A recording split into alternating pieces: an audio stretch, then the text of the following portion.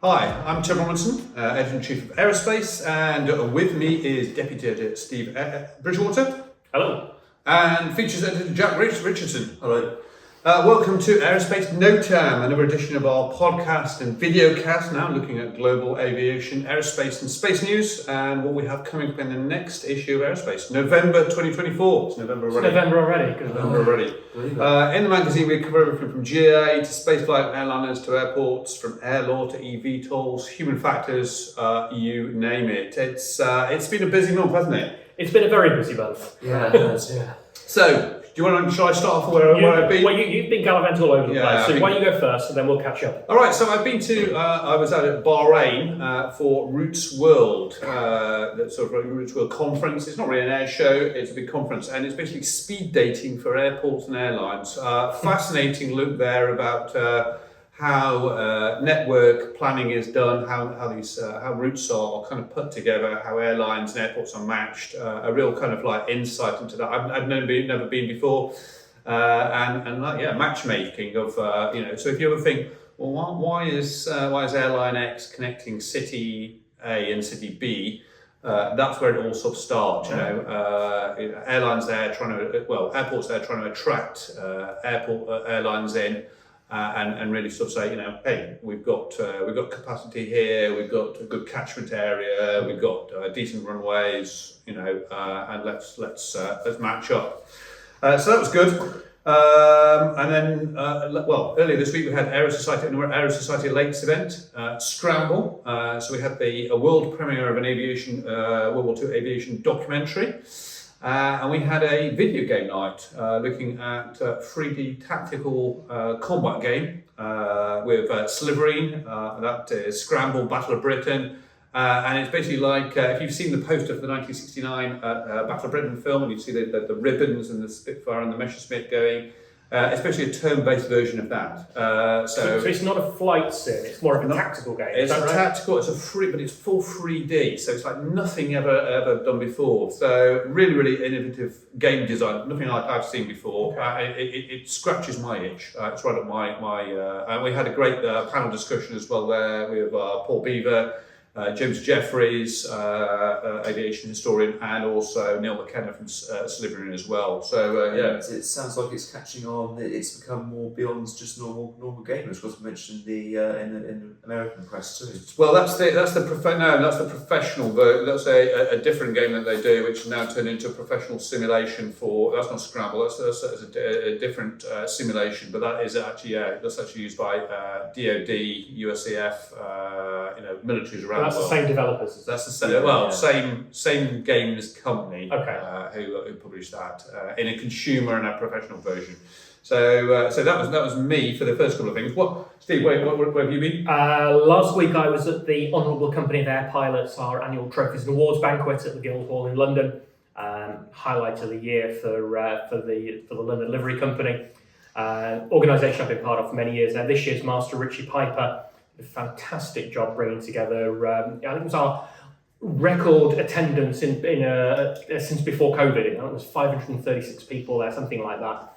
Great dinner and some real stories of bravery and sort of technical intuition, which have gone into some of our award winners. So, as always, incredible stories, but the helicopter ones are the ones that generally get me. Prince Philip Helicopter Rescue Award. A crew flying in North Wales in atrocious weather with a number of failures, and there was a Typhoon pilot who'd had instrument failure and flew back on standby instrumentation in bad weather in hostile area, refueling twice on the way back into Akrotiri. So standing ovation for most of them, but as usual, who's who of the aviation world. So very good night and a bit of a thick head on the Friday morning. Fantastic. Okay, what about you, Joe? You've been away to. I have, yes. Second week in the job. I was off to Copenhagen to see Elfly, a Norwegian seaplane startup who've announced their launch customer with Nordic Seaplanes, Europe's only charter seaplane operator, who've placed an order for 5 examples and an option for another 10. So Nordic Seaplanes diagonally opposite Copenhagen's famous mermaid statue. They have a terminal where they operate a twin otter seaplane to fly from Copenhagen to the second city of Aarhus, which takes near 45 minutes compared to over 3 hours on by train or road. So that's a commuter seaplane service, isn't it? So that's not just sort of sightseeing around there. Yeah, the company does charter flights and sightseeing tours as well, but the aim of this is to really make commuter seaplane flights more mainstream by eliminating one of the main disadvantages of that twin otter workhorse, chiefly the noise, because you can hear it a mile away. But with electric motors and an amphibious design, that can negate a lot of these issues. So it can be opened up more widely, for example, from Athens to the Greek islands, or in the Caribbean or the Pacific Northwest. Wow, okay, interesting. Electric seaplanes, looking forward to the revival of seaplanes in the 21st century. And enjoyed a flight on one too. Yeah, a flight on the Twin Otter, which was certainly a first for me. Oh, brilliant. So talking of sustainable aviation, we also had a RAS corporate partner briefing here at the Society recently. If you're not familiar with the corporate partner briefings, they're exclusive events for our corporate partners. A lot of them are kind of off the record, Chatham House rules, frank discussion, great opportunities for networking there. And we had one which was an interactive one with Roland Berger, consultants, and looking at contrail management. So obviously contrail management is a very hot topic at the moment, something that the Society has put a lot of work into. And really we split up into teams, everyone had a laptop, and we were playing with an interactive tool that allowed you to play with, well, okay, what happens if you had a crash program to reduce contrails straight away, within 5 years, how much, what difference would that make to the net zero targets? And that was absolutely fascinating because, one of the things that came out, I think, quite strongly was it would allow the aviation industry to demonstrate a quick commitment, quick wins straight away, almost sort of straight away. You'd be able to get these quick wins. Whereas things like hydrogen coming in or next generation airlines, they take a while to it would take more of a while, and even scaling up SAF. So scaling up SAF, everyone wants to do it, but it's there's a time delay. Whereas I think one of the things that seemed to come out of that was hang on, you could actually do this fairly quickly if everybody agreed. And obviously that's the key point, and the key question there is, can people agree? Well, you essentially say there about quick wins. It's not just a quick win; it's actually a quick publicity win as well. It's something that aviation can be seen to be doing something with immediate effects. Yeah. Really important. And then the other thing we had the big standout conference a couple of weeks ago, which was Design, Build, Fly. That was the President's Conference. That was a fantastic 2 days, wasn't it? Brilliant. So David Chin, our president at the moment, chose Design, Build, Fly as his theme. Based effectively around the German League movement, which is where university students actually design and build and fly their own gliders and aeroplanes. And David's question is this something that we need in the UK? So we had representatives from the Light Aircraft Association, the British Gliding Association, the British Microlight Association, all of the big alphabet groups in one room, along with lots of academia, people from the space industry. And the general consensus is, yes, this is something which is entirely possible and could have profound effects. As a number of people in industry said, they're getting people out of university that have got fantastic knowledge, but have never actually made or designed anything from scratch. Yeah, I mean, the thing that struck me, if you're struggling with the concept of Design, Build, Fly and why it's needed, is there was a presentation from Cranfield, a speaker from Cranfield to start off the conference that showed the decline in the number of aircraft projects over the years in the UK. It's just civil aviation projects, never mind the military ones. We're in a room here where we've got the A350 over on one picture of the A350 over one of the walls here. That was 10 years ago. Mm. So you think of the decline in knowledge of how to make a complete aircraft, and these sort of skills and this sort of corporate knowledge that is lost as people retire. Yeah. And this is the thing that Design Build at the Fly is hoping to address is that airworthiness, those sort of things about safety certification. And it's something really that you as David Chin sort of pointed out, you only really learn when you're putting yourself or somebody else, a pink fragile body in an aeroplane that's going to go up and need to come down safely and need to be safe. And you might ask what the relevancy of building a glider is, but as David said, you can't design a 5th generation aeroplane until you know how to design a 1st generation aeroplane. And I think one of the standouts for me, we had a lot of young people at the event, and the guys from Southampton University from the Human Powered Flight Group, what brave guys they are. And significantly fitter than me. I think pedalling an aeroplane is probably 20 years in my past. That's all really topical, particularly not just with the established players such as Airbus, but also a number of startups we're seeing now which are trying to break into the market with new designs to take advantage of new propulsion. Exactly. Yes. Yeah. There's passing on this knowledge and passing on and sustaining the knowledge and sort of airworthiness, safety. Brilliant. Right. Okay. So wow, it was a busy past month, wasn't it? We're on to the news. It's also been a bit an incredibly busy. These are just the highlights, and these are just a snapshot of the things that have caught our eye. Because, quite honestly, we look at our news, and we're discussing this before the pod, and the amount of stuff we're having to leave out. So, if you think, oh, hang on, they're skipping over quite a bit of stuff here, get the magazine, read the magazine. So, I'm going to start off. What's caught our eyes, and has to be SpaceX catching the booster, hasn't it? I mean, what amazing footage! Literally, I don't know about you, but it was a bit dusty, and kind of a little bit and incredible stuff. I mean, I think there was some report actually that came out that said there were 30 seconds or something from aborting it, and to do it on the first try and make it look easy. Yeah. And the other thing that's very interesting about that is prior to the test that got approved over the weekend, which is by the FAA, and previously we'd heard it's been pushed back to later in the year, and obviously Elon Musk was making a bit of a noise about this and accusing the government of dragging their feet and all the rest of it. Got approved, almost sort of fast tracked, if you like. Went and did it, and now they're talking about a surprise to a lot of people. I think it would work on the first. I mean, the Starship also did a precision landing next to the buoy, and the ramifications of this in a fully reusable heavy booster.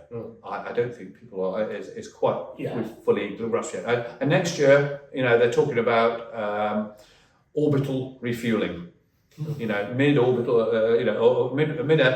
or space-to-space refueling in orbit between two starships, and it's like you look at that and you go, even 2 years ago, someone had said that, and you go, yeah, that's not going to happen in my lifetime. I think I say this on almost every part. Science fiction is becoming science fact, isn't it? I can't have been the only person who was watching us on the news and thinking, is that real? It's not CG, it is actually. And again, the fact the footage was so good, wasn't it? The live stream was so good. Yeah, you're right. So, what have you got, Steve? I've got a couple of weird and wacky aircraft. Weird and wacky aircraft. So I'm going to start with something called the Aero UAV, which is a Brazilian company, and you've heard of tilt rotor. This is a tilt body aircraft. So this is a 4-rotor. So it starts off lying flat, and again, those of you who are watching on YouTube rather than listening to the pod will see my hand gestures going on. So it lifts off and then transits forward so that it pivots in flight. And this is designed as a crop sprayer initially. I met this organisation out in Dublin 18 months ago at the Revolution Aero conference. So it's from Brazil, and it sounds like a great idea, but they've actually built one now. They've tested a 15% scale version. And they've just rolled out now a 75% scale version, and they've done hover tests with that. And they're selling significant numbers of them, not just for crop dusting, but also now for sort of geophysical survey work. So you imagine if it flies nose low, you've got this LiDAR in front, you can be surveying large areas. So really interesting thing. It's relatively small, it's only 16 feet long. It's got a 68-mile range, but that's with their own design lithium-ion batteries. But actually looking at creating a hybrid version of this now, they haven't decided what, or haven't announced what internal combustion or turbine motor is going to be in this. But it increases the range from 68 miles to 168, but with the same 200 kilo payload. Yeah. So I think, again, we look at the use of drones in many, many ways, but I think crop dusting is a really interesting case study here.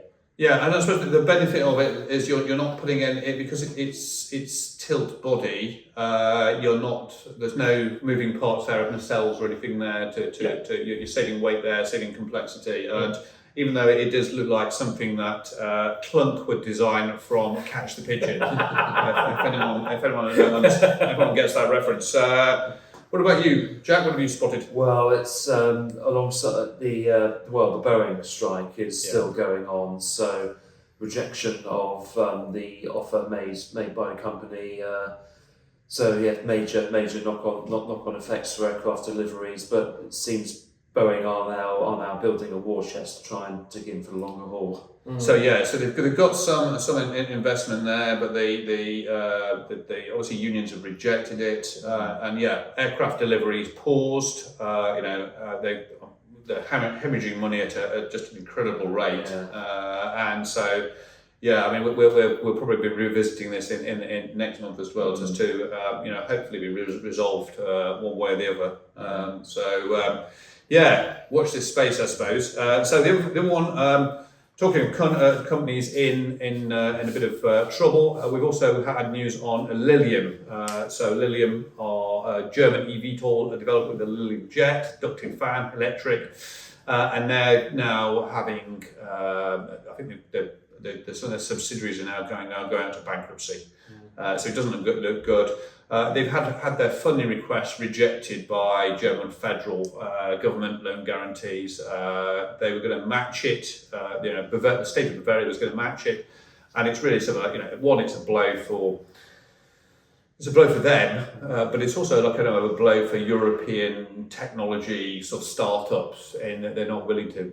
The government seems shy of backing a new startup, potentially in this new field. Now, you may sort of say, well, government shouldn't be backing private industry, it should be bailing out failing firms, etc.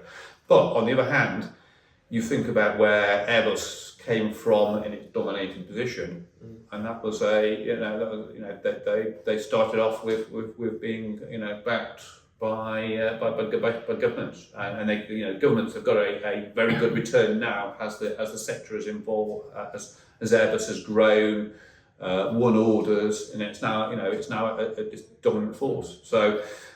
We've seen lots of investment in France in the eVTOL sector, though, haven't we, and the advanced air mobility sector recently. So maybe there's some opportunity for Lilium to uproot from Germany. Yeah, well, they were talking about that was one of the things they were talking about is overseas investment. So it could be that they're bought up by or move to somewhere else. It could be France, or it could be the Middle East. Yeah, there's plenty of people there in the Middle East, the Gulf especially, with deep pockets. They're looking for opportunities like that, startups to get in, and that could be a one option for the future. So, and Lilium don't operate using normal electric fans. They actually use a particular design of an electric ducted fan. So quite a distinctive looking thing. So I suppose this is another reality check of how viable these things are at the moment. Could be, yeah. What else have we got from you, Steve? I've got another crazy one. Yeah, okay. I've got a winging ground effect. I'm not going to comment on that. Excuse me. Everybody loves an ground plan. This is a US startup called Sea Cheetah that have got creating a hydrogen-powered winging ground effect vehicle. So this is a catamaran, T-tail, pusher prop. Basically looking at high-speed passenger travel and freight. So obviously winging ground effect, this is just skimming the sea in ground effects or sea effects. They're looking at taking 20 passengers, 2.5 tons at 135 knots over 400 miles. I mean, so it's significant performance if it does what it says on the tin. So we've got graphics of this so far. We'll continue to watch with continued interest, I think, on this project. But the idea is it's sort of island hopping, island connections, and having these hydrogen hubs on the island. So you could sort of imagine how that might work in terms of sort of solar power and converting, that sort of thing to have a sort of sustainable transfer network. Yeah, and again, there are places like the Philippines, lots of areas that have got vast open waters and an island network, a bit like Elfly with the Norwegian fjords. Are Elfly looking at doing hydrogen, or are they purely electric at the moment? Purely electric at the moment. Okay. Yeah.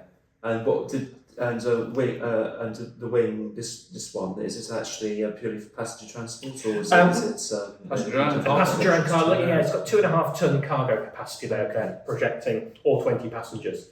And I think the freight thing could be quite useful, particularly taking materials and supplies from island to island for remote communities. There's another possibility there. So again, it's early days with this one, but it just gave me the chance to say Ekranoplan on the podcast again. I just like saying Ekranoplan.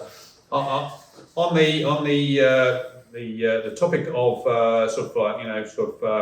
foreign words, we've got the Anglo-German agreement. So Jack, we've got some announcements there with the UK getting more involved in European defence, but particularly in Trinity House. Tell us about that. Trinity House was signed recently by UK's Defence Secretary John Healey and his German counterpart Boris Pistorius. So some eye-catching things in there. So from next year, Germany's P8 Poseidon fleets will routinely operate from RAF Lossiemouth, which makes sense. But also there's some more potentially deeper things in there, including cooperating on maritime unmanned aerial vehicles and maybe even more intriguingly on collaborative aircraft. So interesting question as to where that would leave the GCAP, which the UK is part of, and the Future Combat Air System, which Germany has joined France and Spain in. So I think this is significant in that that dimension of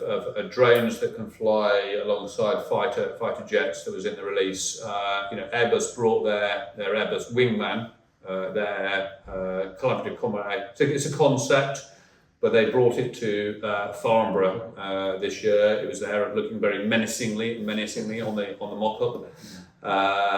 Really kind of cool bit of kit, and it's one of the things where you can maybe hopefully all these CCAs will be designed to be interoperable, and you would imagine that GCAP will be interoperable with NGAD if it happens, and also the Franco-German Spanish SCAF, or the combat aircraft core of that. But it seems to be there seems to be a space opening up for collaboration in these collaborative combat aircraft there. That is there's room for cooperation, and in fact the chief of Airbus Defence actually said that prior to Farnborough. That was what he got asked on that, on Anglo-German cooperation. It was one of the things he highlighted.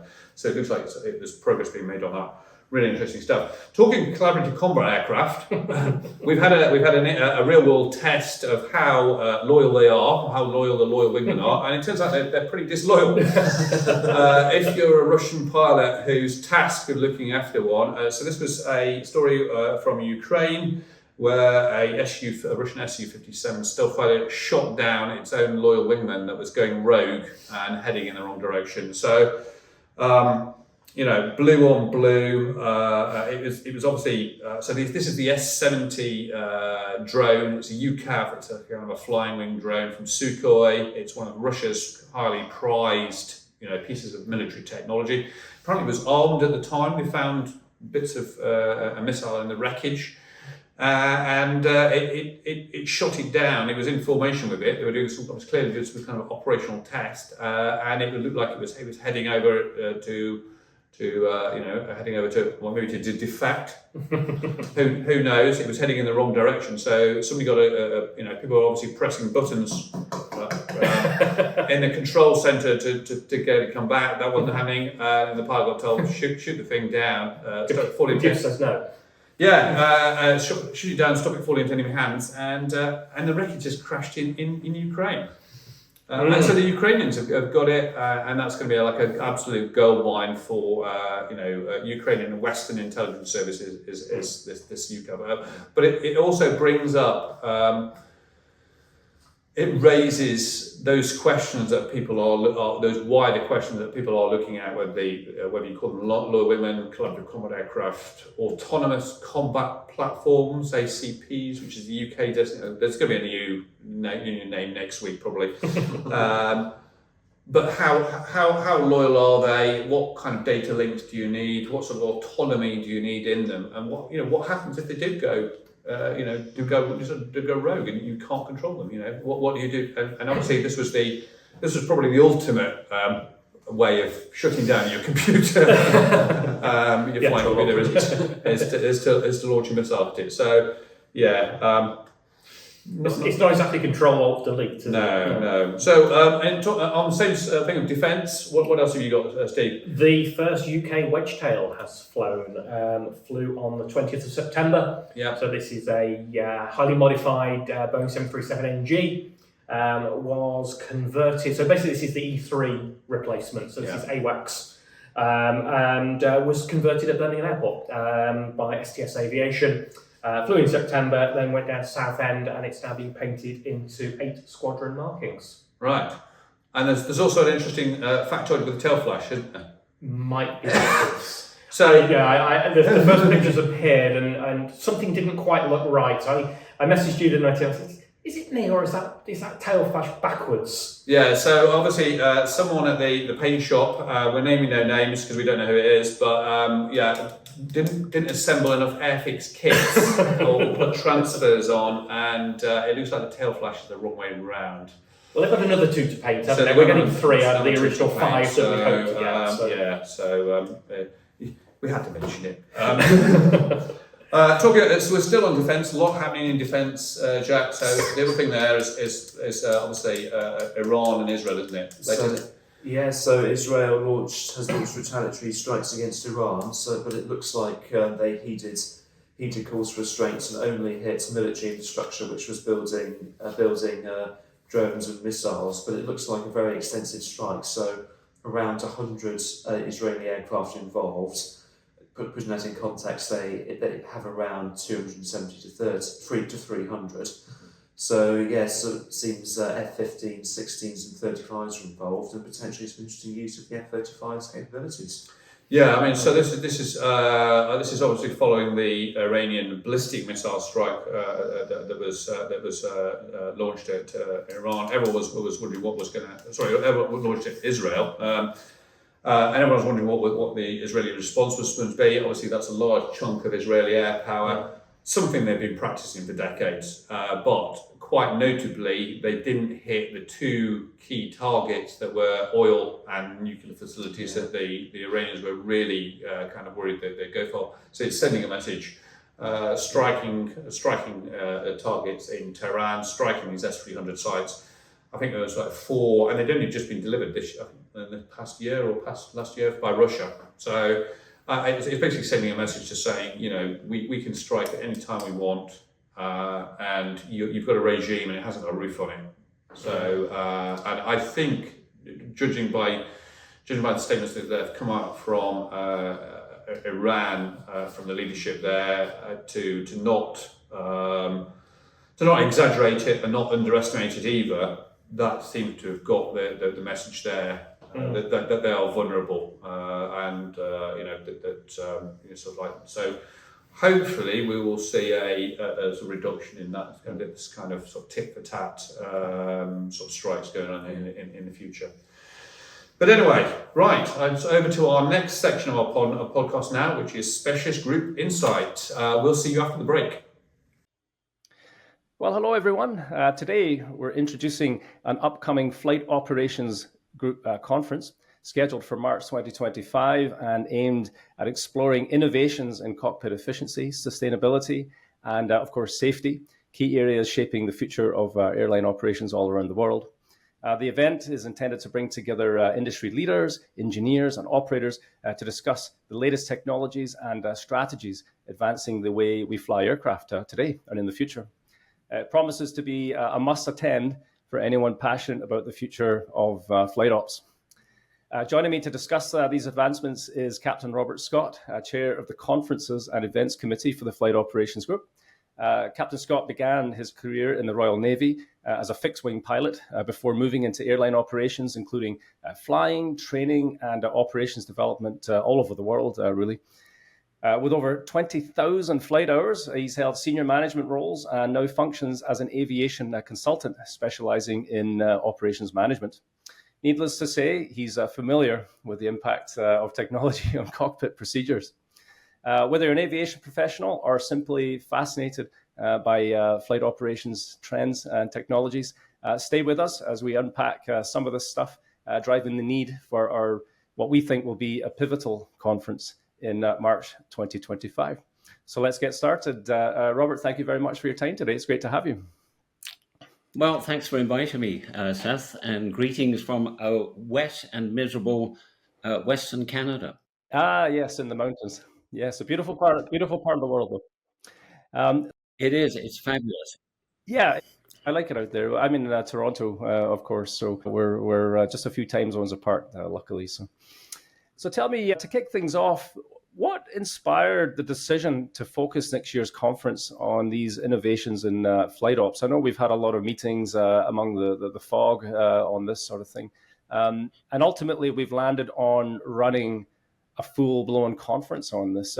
Is there enough coming down the pipeline for us to run a conference, do you think? Well, in the case of this particular conference, yes, as you said, we're constantly debating these subjects within the flight operations group. And we have fascinating discussions. And from time to time, we're able to put on events like conferences. About a year ago, it was suggested that a conference was held on the subject of single pilot operations. And at that stage, a year ago, there wasn't an awful lot talked about it. Everybody in the industry seemed to know that something was going on in the background. Yeah.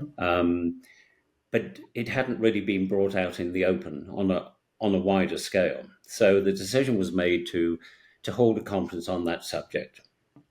Now, we all know this is highly controversial for a variety of reasons. Yeah. And so we should probably make it absolutely clear at the beginning that this is in no way an endorsement of the inevitability of single pilot operations. Yes, absolutely. I agree. Yeah.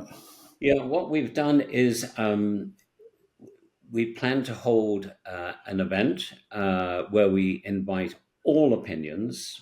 We were quite strict on the idea that this should be a totally unbiased event. So everybody's opinions, as long as they're informed opinions, are welcome. And so we've put together what we think is an interesting collection of speakers. And we haven't focused on one particular or two particular aspects of the single pilot operations. We've tried to look at it as a system. So in addition to having people from training and regulation and aviation medicine and aviation law, we're also looking at things like the dispersed crewing operation concept and things like that. Yeah. All squeezed into 2 days. So it's going to be a very busy 2 days, but obviously we hope it's going to be a very interesting and not only that, but valuable 2 days to the industry generally, because I think it's probably the first occasion that a conference has been held on this subject. I think you're quite right. And you mentioned there, which I thought was quite interesting, despite the fact single pilot operations will be a big component, because that's obviously something that's being discussed out there or debated really in many ways. There are other aspects of flight operations that will be built in as well. This is not purely a single pilot flight operations conference. No, absolutely. And thanks for raising that point. Obviously, in the course of the discussions that go on, we'll be looking at some of the other proposals that could be seen, if you like, as stepping stones on the way to maybe ultimately having single pilot operations. It's been suggested that it be used initially for cargo operations. And then, of course, within the EASA environment, EMCO has been proposed. in conjunction with Airbus, and that's a very popular one, and that raises lots of interesting ideas that could be seen, as I say, if you like, as stepping stones on the way to single pilot operations. So we think we've got a good team together, an interesting group of speakers who are all keen to share their ideas. And of course, there will be people there, principally from the pilot community, who are, for obvious reasons, and in my opinion at this stage of the game, perfectly justified reasons, opposed to it taking place in the short term. So we hope to have both views represented, and rather than heated discussions, we'd like to have measured debate on how this might happen. Excellent. Do we know yet, Robert, how some of these key voices will be represented in discussions? Are we looking at panel discussions or debates, presentations, or all of the above? I know it's still quite early yet, but I think a sort of a variety of presentations and discussion methods. The background will be the standard presentations by individuals or corporations, and then each day will have 4 sessions, and at the end of each session there will be a panel discussion. And that will be moderated. So as I say, it's going to be a busy 2 days, but we hope it's going to be a very productive 2 days. That's excellent. Do we, just, sort of thinking out loud here, do we anticipate public trust and perception will influence these conversations? I mean, it's one thing to, we're going to have a conference that will have pilots and operators and regulators and all of these sorts of things coming together. I wonder if that's a part of the conversation that we'll be able to inject somehow, maybe even through this podcast. Maybe we could even look for opinion. There is a plan to inject the public viewpoint on this, because ultimately that will determine the success or not of not only the various stages that we're likely to go through, but the ultimate decision of maybe ultimately only having one pilot in the cockpit. Interestingly, there have been several studies over the years. I think we're up to about 3 or 4 of the most reliable ones. And it's interesting, over time, the public has become more accepting. Now, that's a bit of a generalization, because there isn't a lot of detail in the reports, interestingly. But also interestingly, the age group that it seems to be more accepting is the younger age group. And that's probably not surprising. But I think I'm not going to share my own personal opinion at this stage, because apart from anything else, it's probably irrelevant. But I think it's going to be these things are inevitable. You and I have been in aviation for a long time, myself longer than you, and we've seen enormous changes. Yes, yeah. And these days, increasingly, change within all industries and activities are technology driven. Yes, and the changes that are taking place are just phenomenal. And so in many ways, that makes it difficult to look further than 5, 10 or 15 years in many cases. Some of the things that are going to happen in that time scale are going to be absolutely unimaginable at this stage of the game. Now, having said that, one of the things I think that's contributed enormously to our great safety record within the aviation industry is the industry's conservatism, and that's the resistance to change. And I think that's kept us safe, because at every stage when somebody's wanted to introduce a brand new idea, particularly one that maybe seemed to be quite radical, there's been a lot of opposition to it. And that's forced more discussion and more analysis and more research. So that I'm confident that whatever changes are going to be made along these lines in the future will follow the same path, and hopefully we'll ultimately end up with the same level of safety or better than we have now. It'd be nice. I'm hoping that there will be discussion on new technologies and innovations that are coming down the pipeline as well from some of the OEMs. I know it's still quite early in the planning stage, But there are things like I think Embraer have announced auto takeoff functions that will be Yes. available as of next year. I think you can order that feature. Airbus have their Dragonfly product, and so on and so forth. There's lots of things That's coming down. fascinating what's available. Yeah, Yeah. absolutely. So it'd be a great place to come and sort of hopefully discuss these things and hear from the OEMs and hear from the regulators and have a good conversation of it all. I guess opportunities for networking and collaboration for the attendees as well will be a big deal, because presumably there haven't been too many opportunities yet for people in the various corners of this conversation to come together in one place and have some of these conversations and exchange details. No, So, absolutely. yeah. And as you and I know, and we're about to tell everybody else, as we get closer to the date of the event in March, there will be further discussions by podcast Yes. and other methods of getting the message across. And we hope it's going to generate a lot of interesting discussion and answer some of those questions that people have on, what's going on here. And, let's share the information so that we got some idea, excuse me, what may be coming down the line. Yeah, absolutely. And what practical steps could emerge from this event? Maybe a guide or something to help future research and development, or advice to operators, or maybe a white paper from the Flight Ops Group, for example.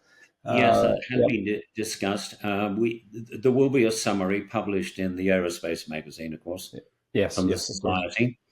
Tim's on board with that, and then we'll look at producing a paper. I think we have to be a little bit careful with the paper.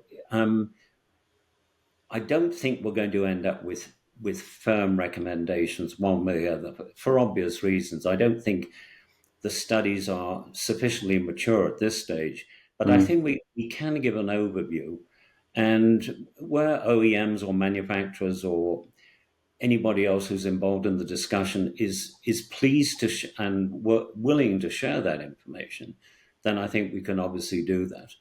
But as you and I previously discussed, I hope this is the start of a conversation which is going to be ongoing, because this subject is not going to go away.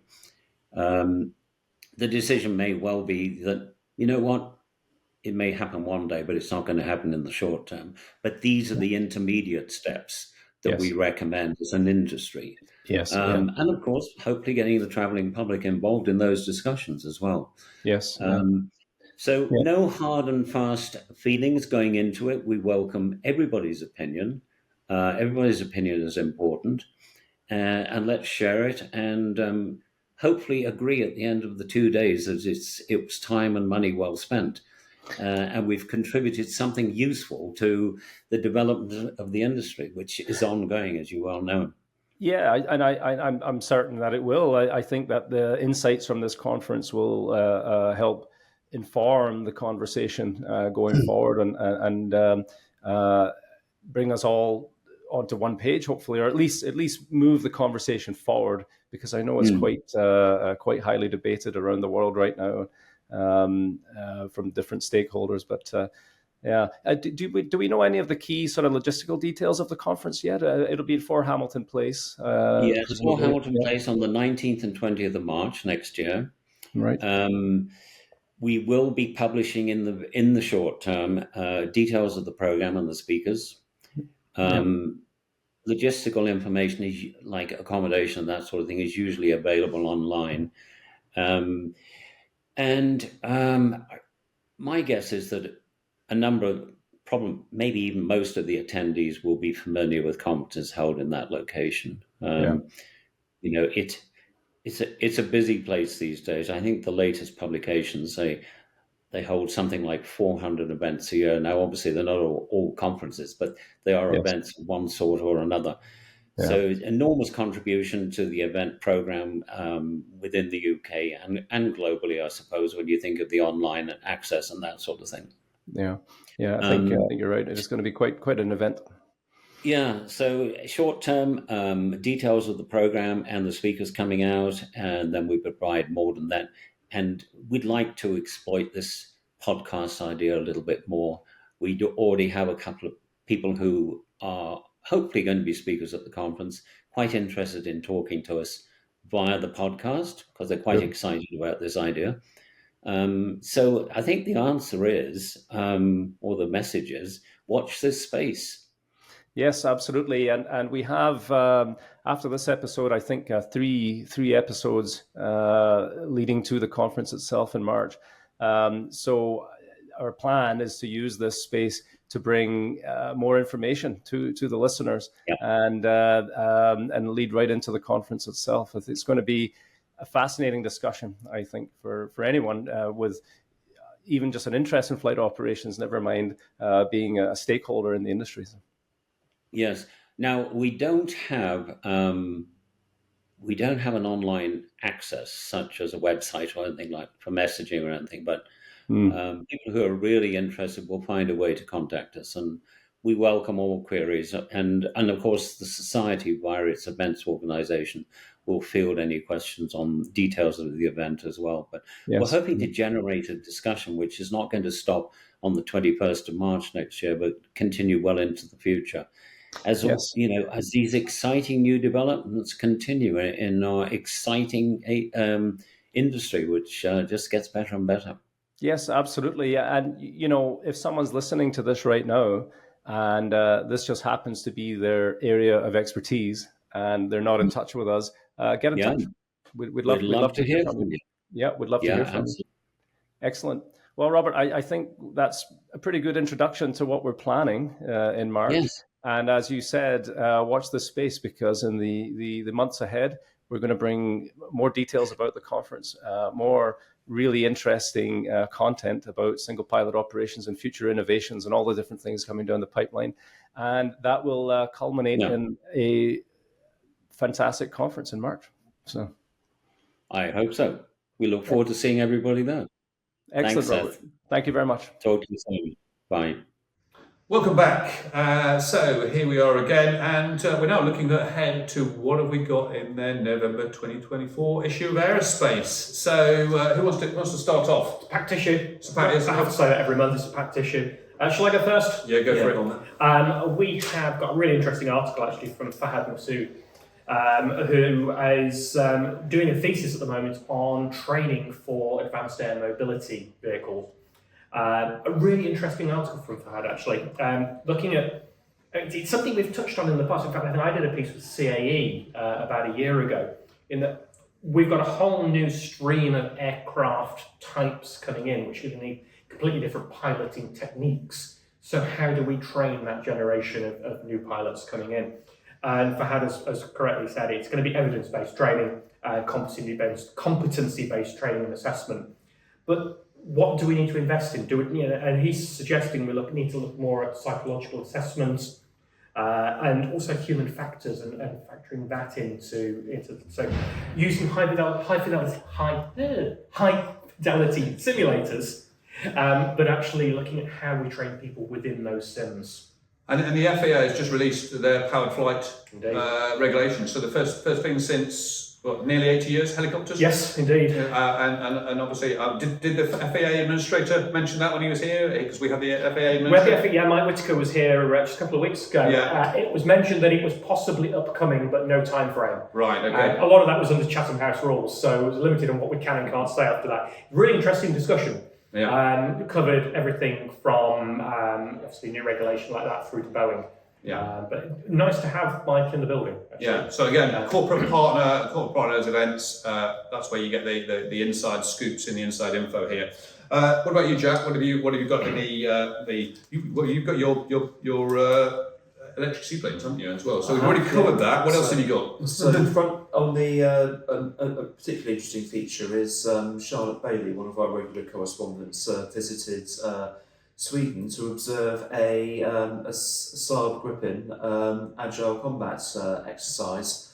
So essentially deploying from roads. It's a very well written piece. Has some turns of phrase which made me smile. But the main thrust is this is one of NATO's newest members demonstrating what it's done for a long time. So I actually learnt a lot from the article. So the position of the Gripen's air intakes, were designed in from the outset to ensure that on unprepared strips there'd be less risk of foreign object damage coming in. Some really key, really interesting features too about the number of people needed to turn these aircraft around in such short improvised spaces. I don't know about you guys, but every year at Riyadh, I think with the Gripen, it's one of the aircraft that the landing is one of the most impressive parts, where it lands in such a short space and then does a quick U-turn on the runway.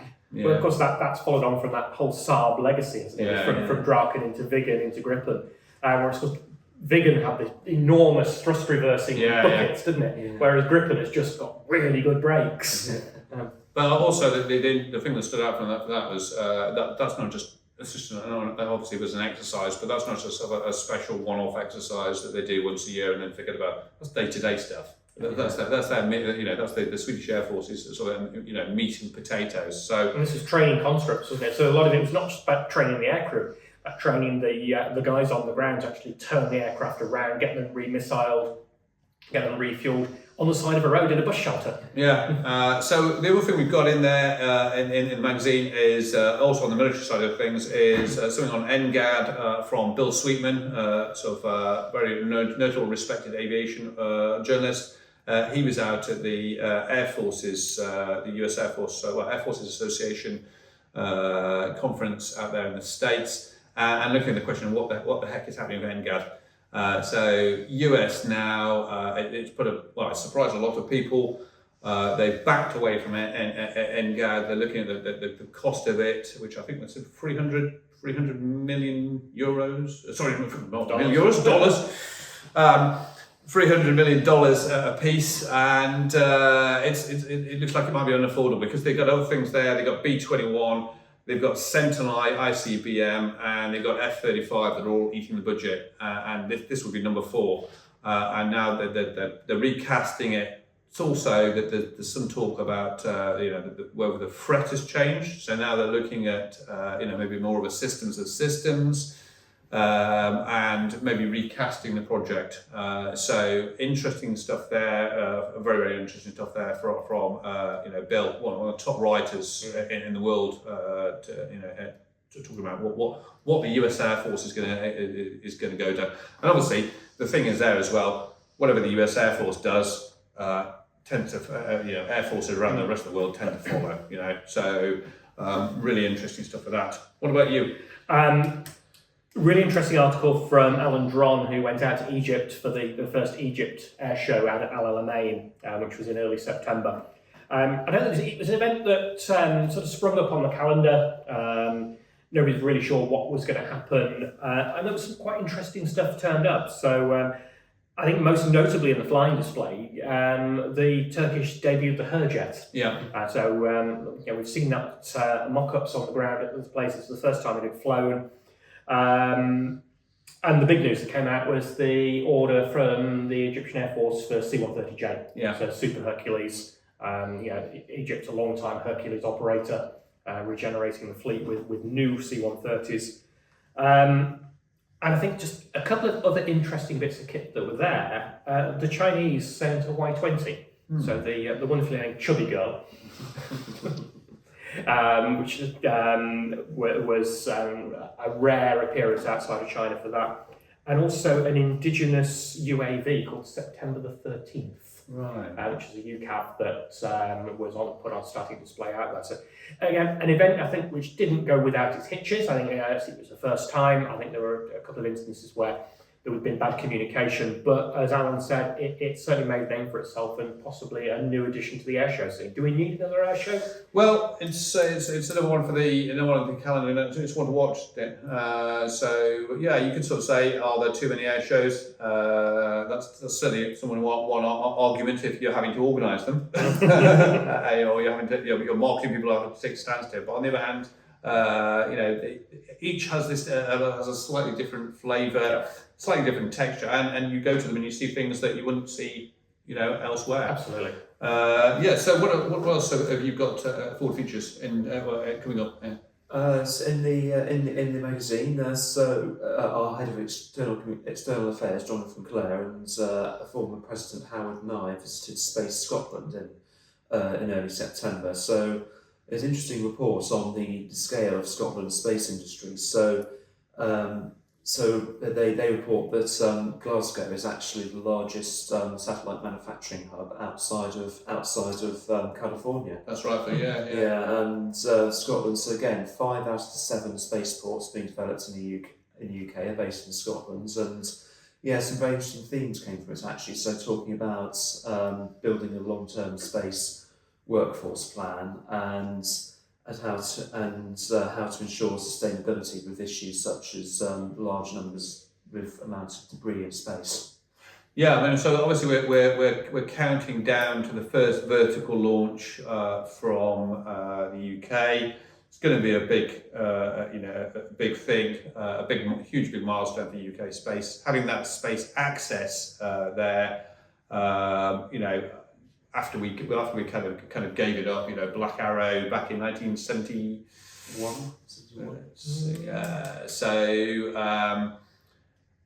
But again, getting back into it, the timeline seems to have slid a bit. We were hoping for the before the end of, well, it's supposed to be around about nowish. People were talking about it. Obviously, there's been a bit of a setback with one of the spaceports, Saxonboard, and so probably but it's imminent. There wasn't much damage on the pad, so we're looking forward to that sort of blasting off, and that leads actually to the next thing sort of talking about, which was space superiority. So I went to the Defence Space Conference. That's an MOD Space Ground Conference.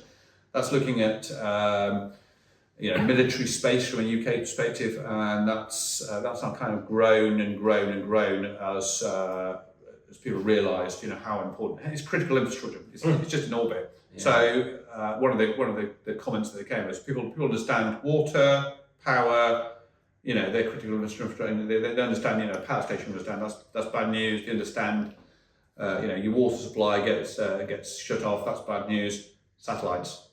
So let's get in. That's your GPS, position, navigation, and timing. And it's also the timing that keeps the modern economy going.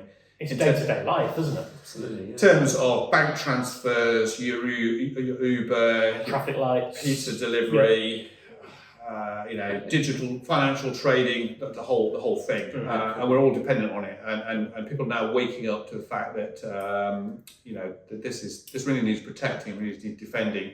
We're moving into an era of space control or space superiority, where you're looking at the threats there. It's not going to obey. The chief of the US Space Command said it's going to be a protracted battle over there, up there. Get ready for it. It's not going to be overdone overnight. You need to be able to survive a first strike. We're increasingly talking, I think, about non-kinetic means. I think people are woken up, but there are stuff out there that is very, very worrying, like the Russians talking about putting a nuclear weapon reports of Russians having a nuclear weapon in space, and the idea of that as being maybe, is that an EMP weapon? That was an EMP where the weapon was actually tested by the US in the 1960s Starfish Prime. It took out there was only a handful of satellites up there, but it completely, rendered them useless, including the UK's first satellite. And what that would do now in low Earth orbit, is just scary stuff. So that was really interesting. But also, one of the other themes that came out was the UK space sector is very, very fragmented. We're a small sort of small industry. It's got big ambitions. We want to obviously do launch, but at the same time, it's very, very fragmented in the number of players in there, and seemingly every government department having somebody with space in their title. And so one of the comments there was, it's a team sport, but where's the team captain? Yeah. So what else you've got another one to talk about, another article? Yeah, an interesting piece actually, called Lost in Translation, which is by Paul Fernandez, who's a retired airline pilot, 30-year airline pilot, who's now doing a PhD in linguistics. And we all know that English is the language of aerospace and aviation. But increasingly, we're getting flight decks now which are multicultural, multinational, particularly airlines like Etihad and Emirates, which are employing people from around the world. So English may not necessarily be that person's first language. So we know that crew resource management has been game-changing in the aerospace industry. It's made the industry so much safer. But do we need to actually look now at the linguistic side of it as well? And Paul has broken down the in-flight talk into 3 types. So he's got safety talk, which might be caution, master alarm. Yeah. And then we've got service talk, which is things like, okay, let's get the ATIS for this flight, or doors to manual and cross-check. That's service talk. And then there's social talk between each other on the cockpit. And he gives a number of examples of where this has broken down over the years. And there was one particular one that really caught my eye, which was an AirAsia crash about 10 years ago, where the captain repeatedly, on the cockpit voice recorder, repeatedly said, pull down, pull down. Well, is that push down or is that pull up? Yeah. And the first officer was doing the opposite of what he was being told, because it was mixed messages that came across. Yeah, that's right. So that for me, that was just, I think Lost in Translation was the perfect name for that, because it's just a really interesting thing about how we actually get this. CRM made life nicer on the cockpit and safer in the cockpit, but do we need to expand that now into looking at how? Well, it's also sort of like covering the whole crew as well. It is, cabin crew, and things like decisions like somebody passenger might be sick in the back. Do we need to do how serious is this? Is this something that can be done remotely, or is it something that we need to potentially put in the flight plan, divert, land immediately? It's time is critical. That's those sort of decisions being communicated across. Fascinating stuff. So and the last one we've got in here in terms of our features is. Beating the boom on the idea of supersonic situational sort of cockpit displays for supersonic airliners. Obviously we've got Boom Supersonic who's working on Overture airliner, and this is a piece looking at the idea of having a real-time cockpit display which would show you where you're laying down the boom and enable you to kind of and it's very, very something that previously you couldn't do it, because you're taking so many variables into account, like weather, air temperature, etc., the height you're flying at. You can now almost do this, and you could probably put population areas in there as well, as you could probably sub-steer around. You probably have that inbuilt into the software to say, if you curve around here, you're going to kind of miss. And there's scope for virtual and augmented reality on the cockpit displays as in adding instance as well. Yeah, so really interesting stuff there on how you can, it'll be one of the questions that regulators will want to ask to people, whether it's Boom or whether it's anybody doing hypersonic airliners, maybe is okay. How are you going to manage the noise over land if you if we do relax these rules? For example, the supersonic demonstrator that NASA is working on, the low boom. So, what is the level of noise on the ground? How do you manage it? And how do you tell that the pilot and the crew is you're making too much of a noise on there, and give them clues and stuff as to how to manage it, or to it's mitigating it as much as possible. So really, really interesting article for that. It's similar to talking about advanced air mobility and how you get the right people involved in ensuring these become a reality. But this isn't a similar thing. It's maybe an old technology, but it's something that's pushed off the headlines of how do you actually manage these underlying issues. Public acceptance, isn't it? Yeah, exactly. Yeah. So, as well as the features in the magazine this month, we've got our regular afterburners section. So, looked after by Jack here. We've got It Flies USA. We've got the report from the A.E. Johnson lecture, FAA fireside chat. We've already mentioned We've also got a really interesting book reviews. We've also got a really interesting article from Robert Hopkins from the Journal of Aeronautical History editor about preserving the past. And that is absolutely sort of fascinating sort of editorial piece about okay, you know, the greatest generation there are kind of sadly fewer and fewer, but you know, people going up in their loft, finding granddad's or dad's you know, slides, photos, you know, mystery photos there with, you know, people in front of aeroplanes and kind of capture. What do you do with them? Yeah. Who do you donate them to? Which museums? Where should I? How do I?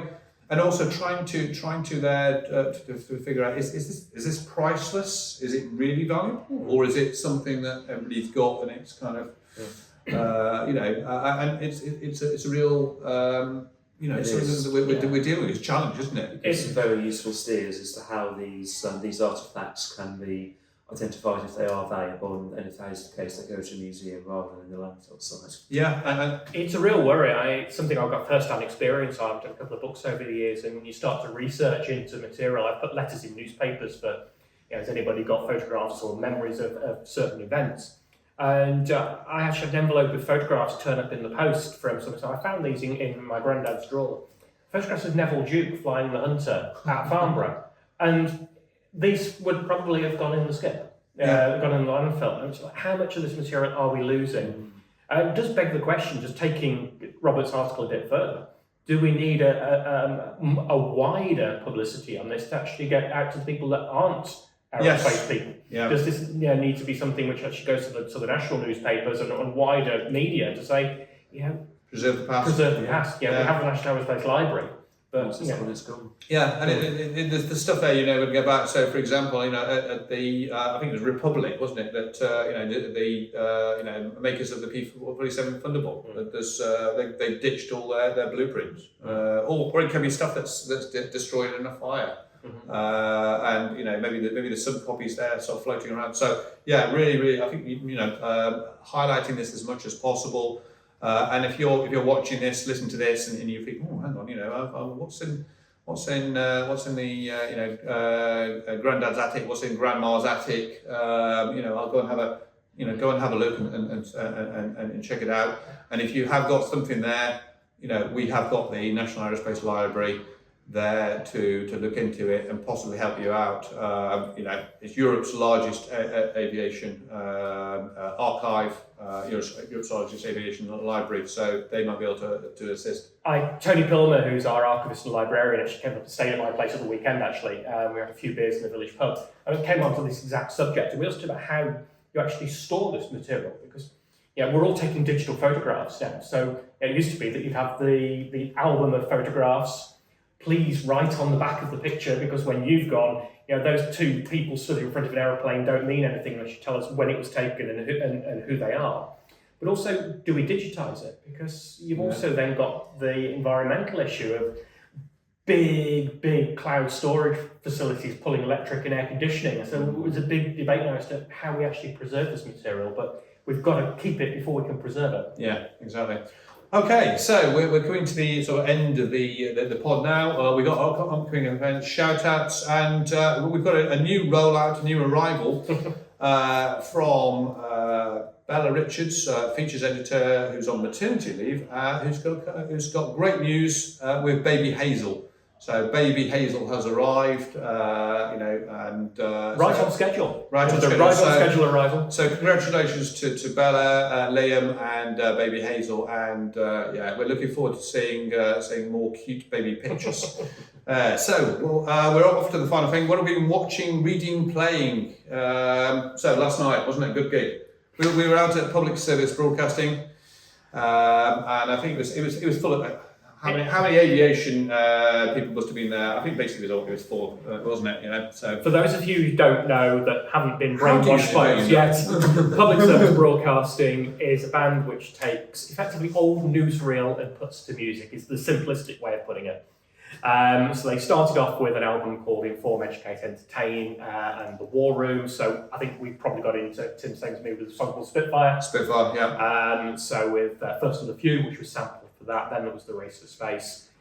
Then there was a coal mining album and different things like that. But the latest album is about Amelia Earhart and her final flight, and it is Fantastic. phenomenal. Yeah. So I saw the tour last week in Nottingham. There was some last minute tickets available for London, so we went last night. Yeah. And a jolly good time was had by all. Fantastic. Yeah. 3,000 people plus people all singing along to songs about R.J. Mitchell, Yuri Gagarin, Apollo, Amelia Earhart, and the stage, the set on the stage also was a recreation of Amelia's Lockheed Electra. Completely working dials and gauges. So, although they did think the airside did need calibrating. Yeah. I mean, there was a discrepancy there between the two airspeed indicators. but if you've not, if you're interested in aviation and spaceflight and you've not come across public service broadcasting, go and Google them and click on YouTube and listen to. And the other thing to do, if you really want a good synopsis of the band, there's a podcast called Public Service Podcasting, which I've actually done an interview with this morning, actually, just before we came in to record this podcast here. And they've gone through each of the albums, episode by episode, discussing the themes. And the boys that record it are into their beer as well. So they've had beer that's been themed according to the album as well. So it's a highly enjoyable way to spend an hour if you're commuting. That's public service podcasting as opposed to public service broadcasting, which is the band. Brilliant. Okay. What about you, Jack? You've been doing some reading apparently. Well, more accurately, listening on Audible. Oh right. Okay. So this is an author, there's a known author called Mike Llewellyn Wood. Wrote several books. The ones I've had are a series of 4 about British military daring do in the 1990s, early 2000s. So cover all sorts of things. An evacuation from West Africa using Nimrods to provide a data relay, and an invasion of Belize by Guatemala, and rapid deployment of Harriers. So it's quite a good nostalgia trip of some Cold War aircraft. So it's got kind of like a British. I mean, I've read it before as well. It's kind of like a British. Sadly, no longer with us, but he is almost a sort of British Tom Clancy. Very well researched stuff. There's another one about I think it's like a rescue effort of a kind of a freighter that's going down at sea in a search and rescue.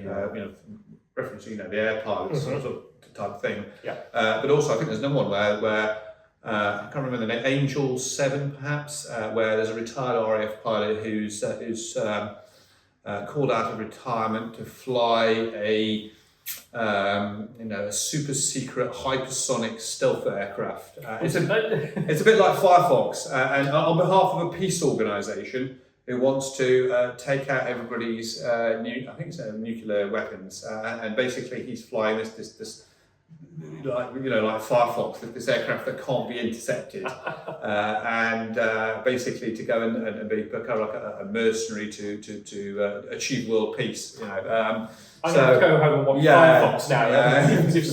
I think it's somebody maybe can write in and correct me. Angel 7, but yeah, that was probably make a really good film actually. Anyway, so the other thing is, what are we watching? Playing. I've been playing Scramble Battle of Britain demo.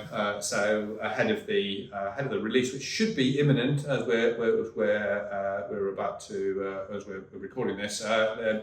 Everybody on the came to the Gamers Evening on Monday night. They got a free Steam code, so it's on there. But again, really good. It's kind of a thinking person's video game, but it's very much easy to learn, hard to master. It's just one more turn. So these bite-sized chunks of, you're in a Spitfire. There's a ribbon there. There's a Messerschmitt, and you're going, where is he going to be in the next few? And trying to. So if you're familiar with the Top Gun, and who isn't, and you remember the section where they're in the briefing room and Charlie's there sort of debriefing Maverick, and he's as aircraft A performs a split S. what were you thinking? And America says, up there, you haven't got time to think. And I think China says that's a bit of a risk with a $25 million aeroplane. That's basically it, but in this game you have got time to think. So, and it's sort of, I think it's sort of, it's going to be interesting, because I think it's also sort of an accessible gateway to air combat for people maybe who haven't considered it, or think, oh, well, I haven't got the reactions, I don't want to get a flight sim set up, I haven't got reactions to go and play other flight sim games, but I'm interested in the subject. This is something that you could have on, 20 minutes, 30 minutes, you have some fun. And can also learn. It's educational, and it's historically accurate in terms of performance. It's historic, and there's physics in there. You can shoot parts of other planes. You can bump into bits of, if you're too close and the tail comes off a plane you've just shot down. You can damage your engine, things like that. And there's G modelled. And the interesting thing actually from the early build we saw on Monday, and it's going to come out into early access, is they put a squadron management thing in there with a pilot to manage the squadron. So basically, you're the squadron commander, and you can assign pilots with different traits. So one of them might be really good at gunnery, one of them might be really bad at stamina, one of them might sort of panic easily. And the interesting thing there is different nationalities. They've got Polish pilots in there as well as British pilots. So this game it's early access. And it's going to be expanded over the future. They're going to bring in multiplayer. Multiplayer is going to be an absolute blast. And productivity warning there, anybody. Don't put it on your work computers, because nothing will get done. But it's got so much potential, I think, because there's nothing else like it. So if you're an air combat nut, or you're an aviation nut, go check Scramble out. I think that's coming to the end of the show now. So we'll just go for the usual round robin. Where can we find out the people and the magazine? I am on X on RAES Steve B. I'm more commonly found on LinkedIn and Facebook, though, as Stephen with a PH, Stephen Bridgewater. I'm also on X at RAES Jack R. Had to look that up, didn't he? Yeah, give him flack. I'm RAS Tim R I'm still on X, but I'm also posting on Blue Sky. So come and join us on the new Blue Sky channel. It's kind of the alternative to Twitter / X. It's still growing there. There's a few people that have moved over, but come find me on there. It's rastimr.bluesky.social, I think. But anyway, I've got the same profile picture and same picture as that before, so you should be able to find me easily. And the wider society, AEROSPACE.com, and the Insight blog, twice we do the Insight blog, as well as obviously Facebook, LinkedIn, all the rest of it, and always interested in your questions, your feedback. Do send us in, do get in touch, do drop us a line, and for the magazine. And we should also point out that now we've got Roy on the team, we've got Instagram. We've got a lot of stuff going on. So Roy, who's the other side of the camera right now, is our Instagram guru. Yeah. So so we're on all the socials. So a big shout out to Roy actually. So if you're monitoring our social media channels, you probably know some really excellent funky video clips coming up, and some really exciting stuff, and stuff that's making our events look absolutely amazing. They're amazing already. But these look even better. Look out for more of those. Look out for more videos and content of that sort of thing. And a reminder, we're on SoundCloud, Spotify, and we're also on YouTube. So take your pick where to find us. And that's all from us. So it's goodbye, and see you next month. Take care.